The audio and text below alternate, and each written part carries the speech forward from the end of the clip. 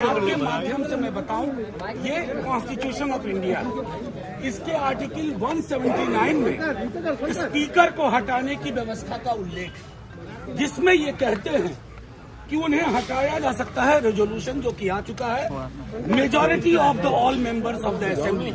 ठीक है, अब इसका इंटरप्रिटेशन आपको बता, ये सुजीत भी आपका क्या करे यार। ठीक है, ये महाराष्ट्र का मामला है, ध्यान से देखिए, और ये नवम रेबिया स्थिर रहो ना, अरुणाचल का पूरा का पूरा मामला, ये नवम रेबिया अरुणाचल।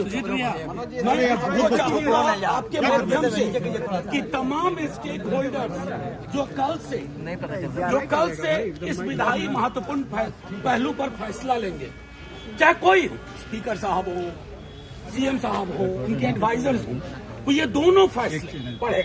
उस फैसले को मैं सबसे पहले अरुणाचल में बताता हूँ कि स्पीकर को हटाने के लिए कितनी संख्या चाहिए, all the 10 members of the assembly. इसका मतलब है कि जो actual members of the assembly vote करने वाले नहीं, एक्चुअल मेंबर्स यानी कि 243 में 122 चाहिए स्पीकर को हटाने के लिए। ये मैं नहीं माननीय सर्वोच्च न्यायालय नवम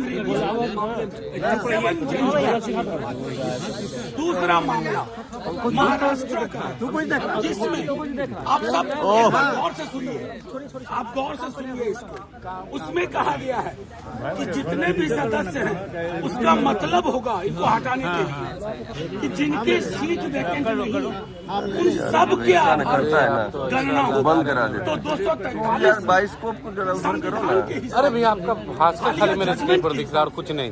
अरुणाचल और महाराष्ट्र के हिसाब से स्पीकर साहब को हटाने के लिए 122 सीट। मैं सिर्फ ये इसलिए रख रहा हूँ कि कोई इसमें पेच ना करे।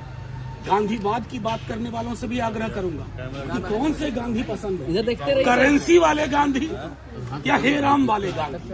करेंसी नोट पे छपे गांधी के प्रति अगर सम्मान है तो आप वही करेंगे जो करते आए हैं, लेकिन अगर गांधी है तो आपको ये तय करना होगा कि ये फैसला इसी हिसाब से होगा।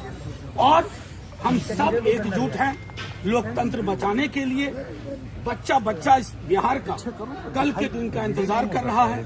हमारी ओर से ये चीजें स्पष्ट है कि हम संविधान के दायरे में चलने के लिए मजबूर करेंगे, सुप्रीम कोर्ट के जजमेंट के आलोक में चीजें चाहेंगे और सुप्रीम कोर्ट के आलोक में निर्णय होगा। हमारा पूरा विश्वास है, क्योंकि पहला अभिभाषण के बाद कार्यावली में पहली चीज स्पीकर साहब के खिलाफ अविश्वास प्रस्ताव है। उसके संदर्भ में मैंने दोनों जजमेंट का जिक्र कर दिया, 179C का इंटरप्रिटेशन जो है वो कर दिया, दोनों जजमेंट की कॉपी आपको दिखा दी। मैं चाहूंगा कि सरकार में जो एडवाइजर्स हैं और जो बड़े बड़े लोग हैं, स्टेक होल्डर्स हैं, वो सब गौर से देखें, पढ़ें इन फैसलों को और उसके आधार पर बिहार में और देश में लोकतंत्र के लिए एक संदेश। इधर मनोज जी, इधर भी तो जिस तरीके से एनडीए के पास नंबर है, आप लोग माहौल बनाए हुए जरा पीछे हटो ना। पीछे वजह क्या है? नहीं, देखिए आप बिला वजह कह रहे हैं, माहौल हमने नहीं बनाया। आप विधायकों को आपने रुकवाया है ना? नहीं, हम तो कम से कम कार्यशाला के नकली नाम से नहीं ले गए। हम तो अपने विधायकों, हम तो उनमें से नहीं जिनके यहाँ भोज में लोग नहीं पहुंचे। हमारे सारे विधायक, महागठबंधन दल के सारे नेता हैं, सब मेरे साथ खड़े हैं। ऐसी एकजुटता है और वो एकजुटता मैं इसलिए तो आपको संदेश मैंने नहीं सर्वोच्च न्यायालय के जजमेंट को आपके सामने रखने का उद्देश्य एकमात्र था।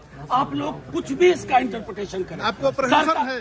सरकार को अविश्वास प्रस्ताव स्पीकर पर पास कराने के लिए सर्वोच्च न्यायालय के निर्देश के अनुसार 122 सदस्य चाहिए। हम उनको शुभकामनाएं।